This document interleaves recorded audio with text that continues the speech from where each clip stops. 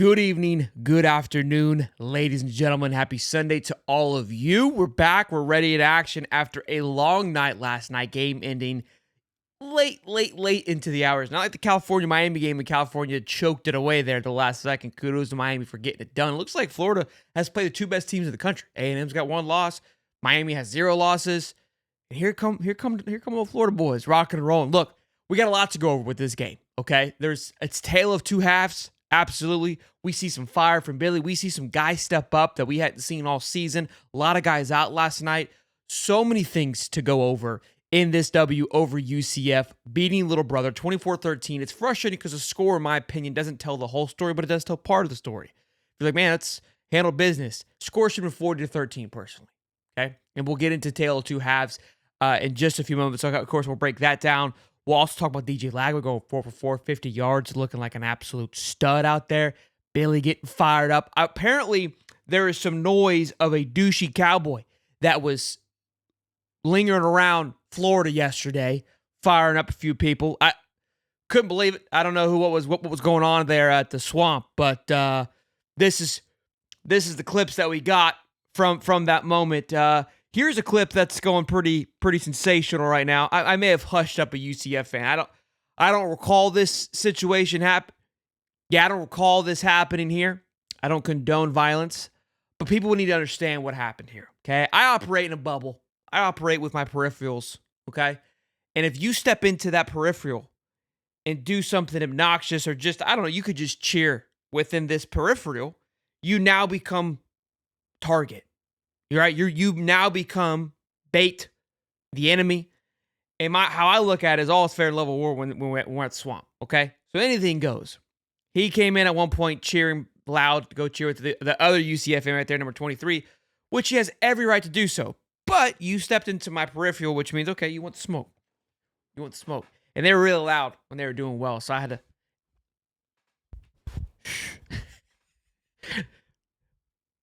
Energy, Swamp, Booze, Cowboy Shelton. You put that you don't know what, you know what I'm saying? Like we don't know what goes down when you sync all those things up.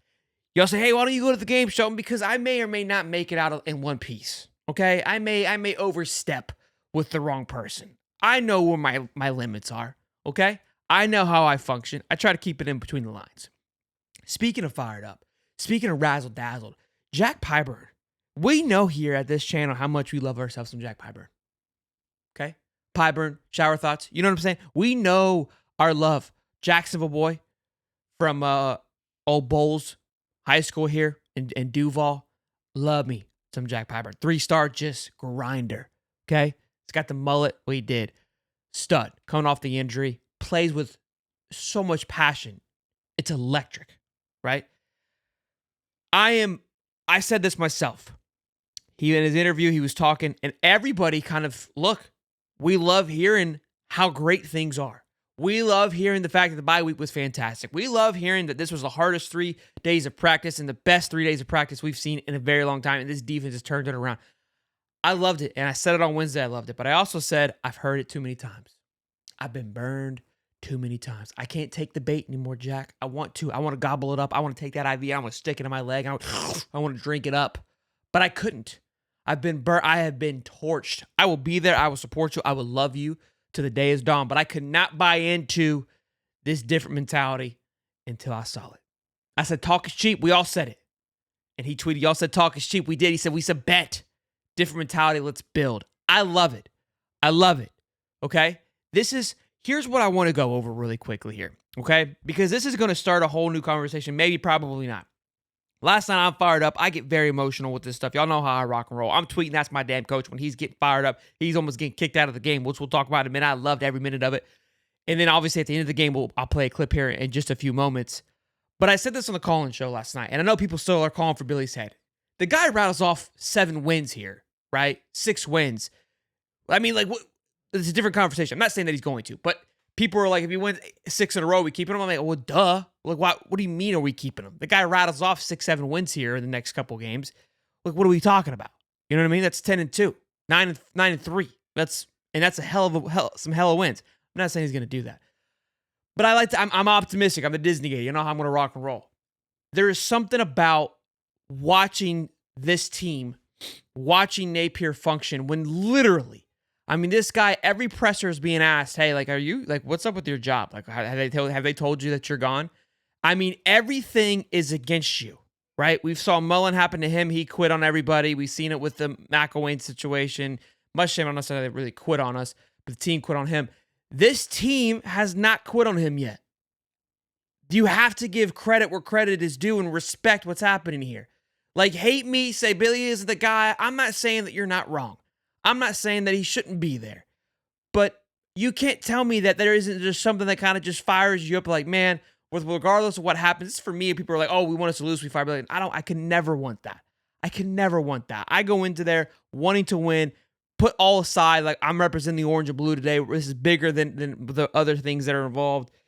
And I love seeing it. I love a good underdog story. You know what I mean? Like, there's a part of me, I'm a romantic. I love a good romance, okay? Give me the Notebook and the wife and a little old-fashioned spit on me. You know what I'm saying? I don't care. Make fun of me. A little cheesy. It is what it is. I love a good love story, okay? I love a good comeback story. And there's a part of me that wants to romanticize the situation of, like, this guy had his back against the wall. There was not a single lifeline out there. The odds of him keeping his job were 0.0002%.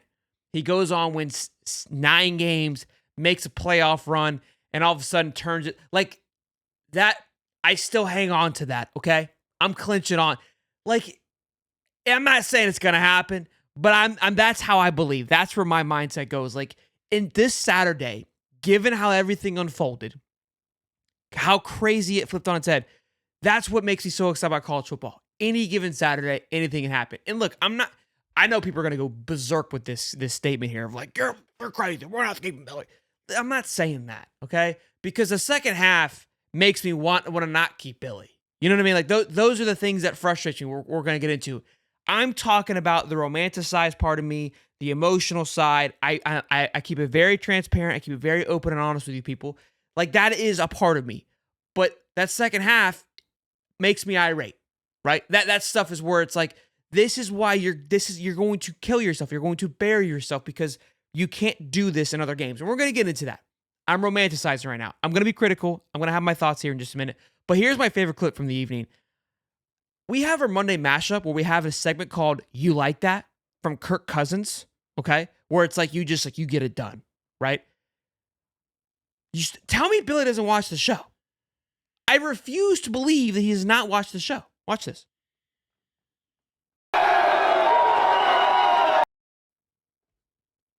He watches the show. Like there's like literally he watches Monday Mashup at 9:35 in the morning. I refuse. At this point we joke and then we joke about joking and then we like joke and joke. Like the guy like just drop a like, Billy. Say what's up in the comment sections at this point. You know what I'm saying? Let's talk about this tale of two halves here, boys. Let's get into it. Let's get into the nitty-gritty. That first half of football, it felt like what Florida's supposed to feel like. I'm hitting this to the UCF fan because my ego is at an all-time high. I feel like we can't lose.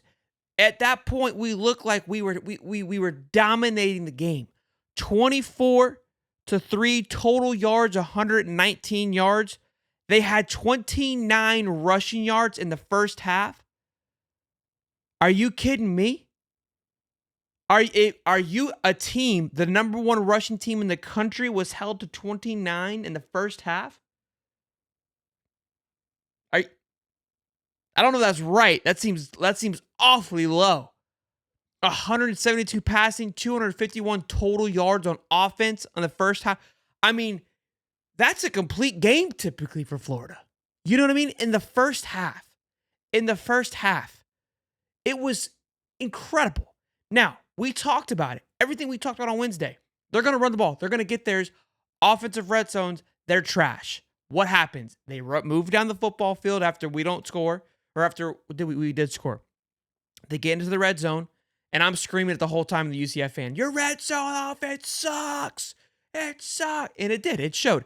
And that's where people are going to point to. Because, look, we talked about it on Wednesday, and I was like, there's no rhyme or reason we should lose this game, given everything that we know. But there's the fear of we can't stop a mobile quarterback. All these things were kind of adding up. But what I saw was what I've been anticipating all year. There's ways to beat people. Capitalize on that. And they did. That's what was exciting is like, okay, they're going to get theirs. They're going to run the ball. We know this. And people are getting frustrated. Like, look, this is their thing. They run the ball effectively. They're going to run the ball effectively. That's okay. But when push comes to shove, they're not going to be able to handle the juice. And that's where we were able to capitalize, which was huge. We get an interception late in the game. A lot of great things the defense has to hold their hat on. Again, one trick pony. I would hope that you can shut these guys down with the talent that we have. But when we go to the second half, 108 yards, we flipped the script. We passed for 57, rushed for 51. It's like, what happened? Defensively, I don't feel like we kind of slowed down. I felt like they kind of were getting a little bit tired. We weren't moving the ball effectively. We weren't keeping them off the field enough. And I feel like that kind of started taking a toll. I said in the call-in show, when they scored that only touchdown that UCF got, was the penalties and the pass interference. That was kind of pitch-patched together. And I don't like to blame the refs, but they definitely helped continue to keep that drive alive. And when that happens, it's hard to keep your guys off the football field. So that, put that into consideration going into that second drive there. But defensively, still, they did their job, even when offense kind of really got quiet. And I don't blame the offense, I blame the play calling. And it generally feels, and I said this on the call-in show, that Billy was not calling the plays. Billy's on the sideline, cussing people out, doing what Billy should be doing, and almost gets FOMO with like, yo, I want to play, hand me the controller. And that's what happens in the second half. It's like, why do I see, like, this is my question. Why do we see such a big difference? What concerns me is this feels like the Tennessee game going back to last year. Exactly the same. I think defensively we looked much better than we did in that previous game. I think Joe Milton was way worse than what Kate. I don't know. That's I don't know about that. But same vibe. Nighttime game. I think it was either game 3 or game 4. Like this one is right here. This was game 5 for us, I believe. So I think it's a little bit earlier in the season. Like this is the exact same thing. And we kind of know how the rest of the season went. So I'm hoping that we don't get too complacent or whatever it could be that ever happened last year. I don't know. But it's like whatever we did in the second half, that carried over. And that's what I don't want to have happen. I wanted that first half I want that team to show up at Tennessee next week, which obviously Tennessee going down to Arkansas is absolutely huge, and they showed vulnerability. So look, those are my concerns, right? These are what frustrates me of like Billy, which we've always had. It's the same song and dance. We got a W. I'm beyond ecstatic, but those things are going to be concerns that I have, and I would love for somebody to kind of hammer home that question on Monday of like, hey, why not step on their throats? We like this is what college football is so great. We've heard these little twat muffins in UCF talk about how they beat us in that ball game. We all know that game didn't count, right? But look, you beat us, so it is what it is. You can ride on that train. Coming here, it's like, look, you're not gonna walk out of the swamp ahead of us. Like it's just not gonna happen. You're a little brother. I know you're showing up all excited and whatnot because you got that W a couple years ago and you feel pretty good about it and you won a fake national championship and you're excited. And I love that. That's I'm happy for you. Okay, that's cool. But you're not walking into the swamp. Like that's the mentality. And it's almost like to the point where it got disrespectful. It's like we are gonna make sure we bury you, we embarrass you. There's always gonna be my concerns of Billy. It's almost like he got the fiery. He's cussing out the ref, saying F you on the play call, and has an instant moment of regret. He said in the presser, maybe I overreacted. I should have kept my cool there. Look, I love that. And maybe I shouldn't have the UCF guy. All is fair in love and war. You were in the middle of a war zone, Billy. You were at battle, okay? Those things are excused. I'm not going to hold that to your character. I need that. A 15-yard penalty. I know there's going to be some homers on the left side that'll say, "Whoa, that was a dumb mistake. That was a 15-yard penalty that we didn't need." I'll take 15. Give them 30 yards. Do you know what that does for the defense? They shut them down after that. I don't give a shit. The return on investment was massive there, right? The 15-yard penalty, it was like like we gave everyone a shot of freaking steroids. You know what I mean? Like that was worth the 15-yard penalty. Sometimes it's worth it. And I think the good thing is because he never pops, that when he does pop, it's always worth it, in my opinion. But it's like it was he had regret for how he acted. No. Cool down after the game. Repent after the game.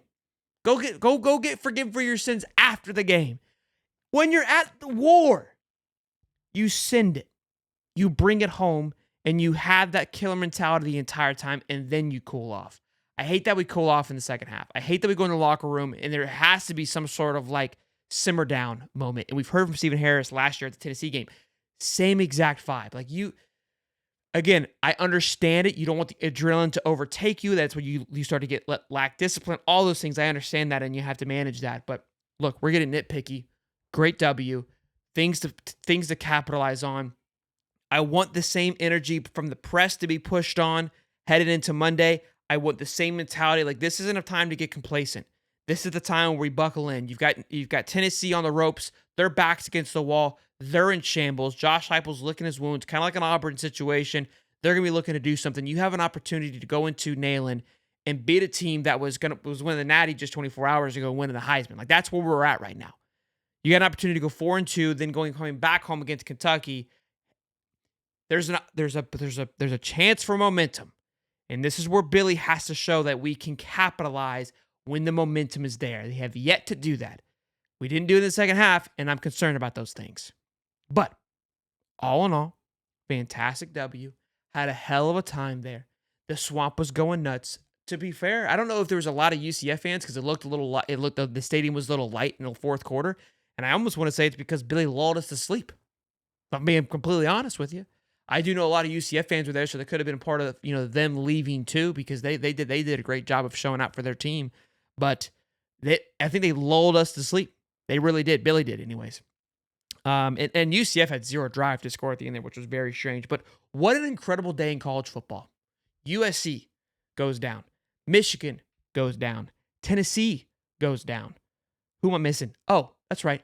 Alabama, number 1 team in the country, goes down. Mizzou gets obliterated. And then Vandy, the celebration of Vandy. I mean, that thing will be talked about for ages. I've been saying it, and I think we talked about it on the Saturday show. I've been saying it to a bunch of different people. I don't remember where I said it, but this is shaping up and probably looks to be one of the most iconic college football seasons of all time. I said it definitely at the beginning of the year, like, this has the potential, just given the circumstances of the new Power 4, of the 12-team champion or playoffs, like with NIL being at its full force, right? What is the cause for all of it? That was my thing, is like, why are we seeing this happen? Like, this is something that you dream about, right? All of your enemies and all these top teams losing, like, you live for these days, and this doesn't happen too often in college football. I can't remember the last time that it has happened. And so anytime like something big like that happens, you got to look at what was cause and effect. And it all points back, in my opinion, to NIL. Whether it's because the teams could be more even now, they're able to spread things out. That's one way of looking at it.